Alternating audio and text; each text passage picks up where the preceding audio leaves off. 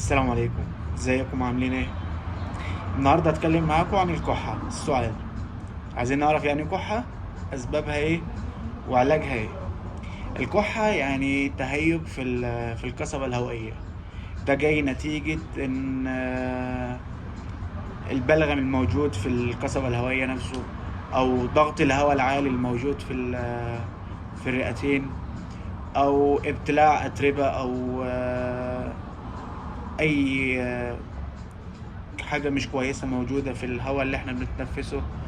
فده بيسبب تهيج في القصبة الهوائية بتاعة الإنسان. عشان كده بينتج الكحة، اللي هو طرد الوسخ أو الميكروبات الموجودة، أو البلغم، أو طرد ضغط الهواء الزايد الموجود في القصبة الهوائية. طيب، عايزين نعرف أسبابها إيه. هي أسبابها إنها ممكن تكون بسبب مثلا مرض من الأمراض، أو روتين إحنا بنعمله كل يوم. فخلينا نتكلم على الامراض. ايه الامراض اللي ممكن تسبب لنا كحة؟ اول حاجة الرشح او الانفلونزا. دي نتيجة للبلغم الموجود في القصبة الهوائية.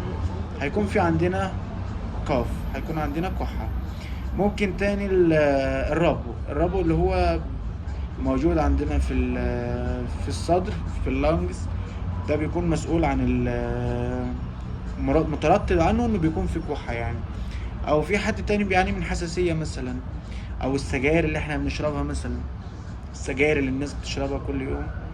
فدي بتسبب ابتلاع هواء بكمية زايدة. انت بتبلع هواء، السجاير بتدخن، تشرب هواء، فبيسبب ضغط هواء عالي في اللانجز عندك، في الرئتين، فمن خلالها بيحصل كحة. او الناس المصابة بالسل، المرض السل. في بعض الناس مصابة ربنا يشفينا ويشفيكم منه. من اسبابه انك بتكح او بتعاني من الكحة نفسها. او في بعض الادوية اللي بعض المرضى بيستخدموها، زي البخاخات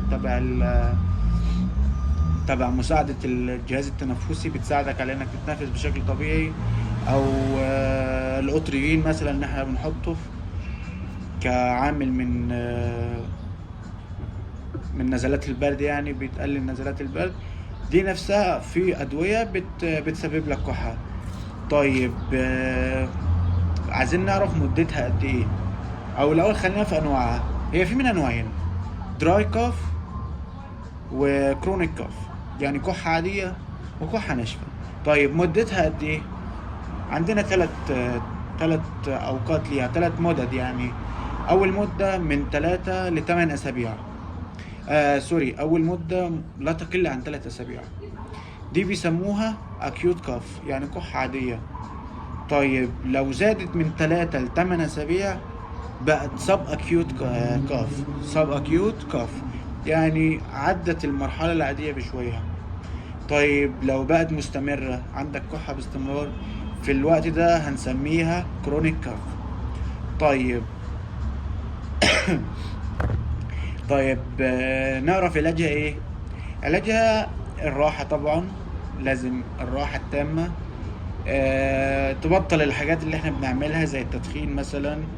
آه، الضغط النفسي او العصبي اللي احنا بنتعرض ليه يوميا ممكن يسبب ضغط نفسي في البني ادم نفسه، فهيسبب له امراض.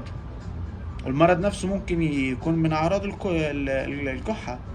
طيب، نعالجه ازاي؟ ممكن ناخد انتي هيستامين مثلا، او انتي هيستامين بالنسبة للادوية او للعقارات. طيب، كواحد في البيت ممكن استخدم ايه؟ اول حاجة الراحة التامة قلنا. شرب السوائل اهم حاجة، بانواعها. هتريحك جدا وهتفرق معاك جدا جدا جدا. طبعا انا في الاول وفي الاخر اهم حاجة عندي راحتك وانك تكون بخير. شكرا ليك. متنساش لو استفدت مني حاجة تشارك الفيديو وتساعد غيرك. وشكرا جدا ليكم.